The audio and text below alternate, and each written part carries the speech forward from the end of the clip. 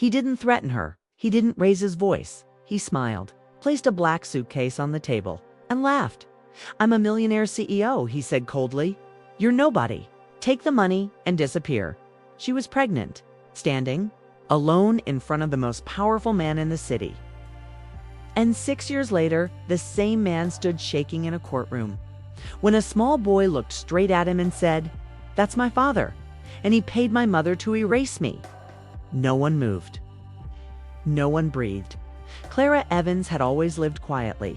She grew up believing that if you worked hard and stayed honest, life would eventually be fair. After college, she got a job as a junior legal assistant at Royce Holdings, one of the biggest corporate empires in the country. The building was cold, glassy, and intimidating, just like its owner. Ethan Royce was everything. Clara was not. Rich, powerful, untouchable. People lowered their voices when he walked past. Lawyers feared him. Politicians respected him. Clara barely existed in his world until one night, a late file, an empty office, a small conversation that felt human. Ethan noticed something different about Clara. She didn't flatter him. She didn't fear him. She listened. For a man surrounded by fake smiles that felt dangerous. Their connection grew quietly. No promises, no public dinners. Just stolen moments and late nights. Clara fell in love without realizing it. Ethan enjoyed the escape, never thinking about consequences. Then Clara missed her period. She sat alone in her bathroom, staring at the test in her shaking hands. She wasn't scared, she was hopeful. She truly believed Ethan would stand by her. When she told him, he didn't shout. He didn't deny it.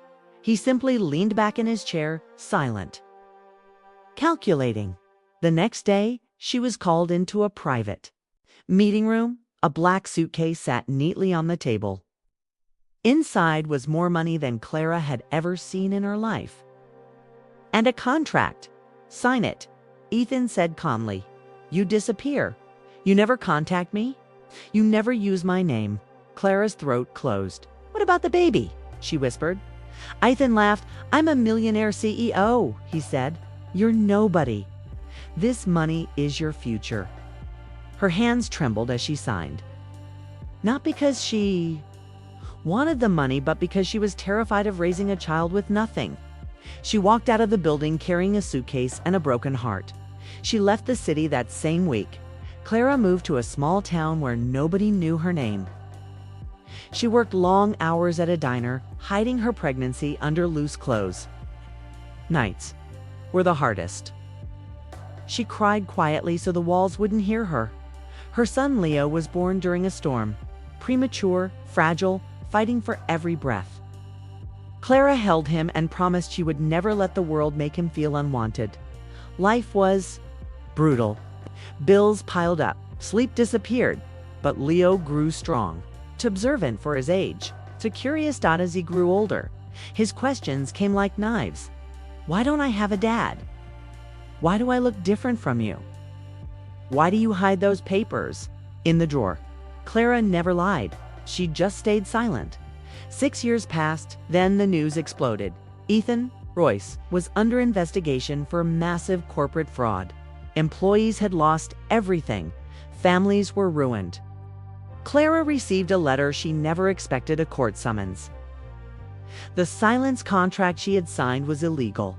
She had a choice: stay silent forever, or finally speak. She walked into the courtroom, holding Leo's hand.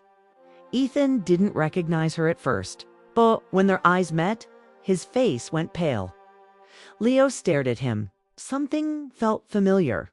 Something felt wrong as the judge questioned Clara. Her voice shook, but she stood firm. She told the truth about the contract, the money. The silence. Then Leo stood up. The judge gently told him to sit. He lent single quotes to Leo, pointed straight at Ethan, and said loudly, "That's my father." The courtroom erupted. Gasps, whispers, cameras flashing. The judge asked, "Why do you believe that?" Leo said, "Because my mom cries when she hears his name, because his picture was in the papers she hid, and because people like him Think. Money can erase people like us. Ethan collapsed into his chair. The truth destroyed him. The deal, the abandoned child, the fraud, everything surfaced. His empire fell. His name became poison. After the trial, Ethan tried to approach Clara. "I'll give him everything," he said desperately. "My name, my money." Leo stepped back. "I don't want your name," he said quietly. "I already have my mother." Clara held her son's hand and walked away for the last time. Years later, Leo stood on a school stage, confident and proud. Clara watched with tears in her eyes. She had lost years. She had lost comfort. But she never lost herself. And Ethan Royce learned too late. Some truths cannot be bought, and some children are born to expose lies, not inherit them. If this story touched your heart, like and share this video. Subscribe for more powerful stories. Comment below if you were Clara. Would you take the money or choose the truth?